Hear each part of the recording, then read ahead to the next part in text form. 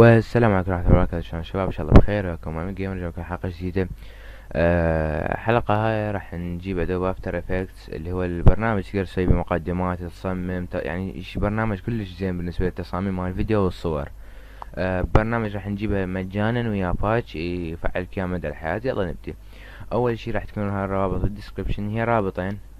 الرابط الاول راح ينزل لك برنامج كامل. الرابط الاول تنظر 5 ثواني، تسوي سكيب اد، يفتح لك هاي الصفحة، تدوس داونلود.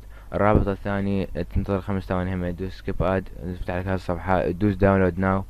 الرابط الاول راح يعطيك ادوب افتر افكت. طبعا خيراويكم شي يصير من تدوس داونلود، تفتح لك هاي الصفحة ويقول لك انه هذا حجمه 1.5 جيجا، تريد يعني تسويه. جوجل ما يقدرون يسوي له سكان، ما اعرف شنو، تدوس داونلود anyway، واني سويته على حاسبتي. المهم راح ينزل لكم، وهذا الرابط الثاني بس داونلود ناو وينزل بهذا الشكل. المهم احنا نكون خلصنا من هاي الروابط، نزلناهن. من راح ينزل لكم راح يكونوا على هالشكل. لا، راح يكونون مضغوطين، اكو واحد مضغوط راح يكون، والثاني راح يكون على الشكل. نفتح الاول راح يكون بالسيت اب، تسوي سيت اب عادي. طبعا السيت اب يحتاج له حساب شو اسمه، حساب ادوب ريد او مال ادوب، يعني حساب مال ادوب. الحساب بتسوي مثل اي حساب ثاني. هسه اراويكم اذا اقدر، او اذا اتوقع افتح الموقع adobe.com، اتوقع هيجي. يب، هو هذا الموقع. تفتح الموقع يطلع لك يعني بهذه الصفحة، تدوس ساين ان، بعدين تدوس get an ادوب اي دي، تكتب باسمك كامل، الاسم الاول والاسم الاخير، يعني اسمك واسم ابوك، وتكتب الايميل مالتك، الباسورد، المنشأ مالتك. تضغط على هاي سلا صح، وتسوي ساين اب، وتكون سويت ساين ان بالهذا. تنزل لك اي انستليشن عادي، بس هذا تفتحه تنزل لك اي انستليشن عادي. الباتش شلون راح يكون؟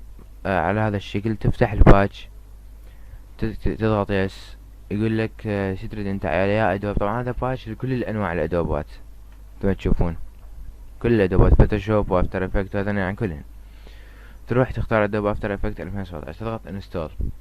وين تروح على الكمبيوتر، بعدين المكان اللي انت نزلت فيه ادوب افتر افكت راح يكون عادة على السي، بعدين بروجرام فايلز، بعدين ادوب افتر افكت سبورت فايلز. تروح تنزل بالاخير راح تلقي amtlib.dll، هذا تضغط له اوبن، وتنتظر شوية. يقول لك working done. من يطلع لك هاي العلامة، هاي صار عندك ادوب افتر افكت، ومثل ما تشوفون هسه راح افتحها قدامكم.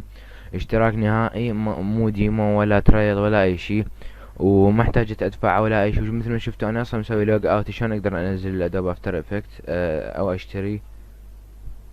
فالمهم هو هذا كان المقطع، بس خلي افتح الادوب افتر افكت وشوف لكم اياه. طبعا برنامج كلش حلو، تقدر تسوي بيه اديتنج، مو المقاطع، ما نجرب انا اسوي اديتنج المقاطع، ما اتوقع يصير.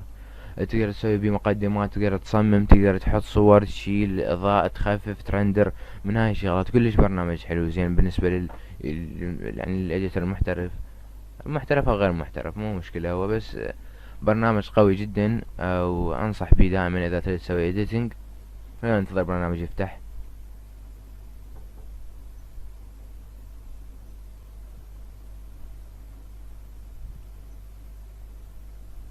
طبعا برنامج عادة يستخدم انه انت مثلا تريد تضيف اسمك على مقدمة، تسوي مقدمة مال القناة او فشي، تضيف اسمك عليها، او انت تصمم المقدمة نفسها.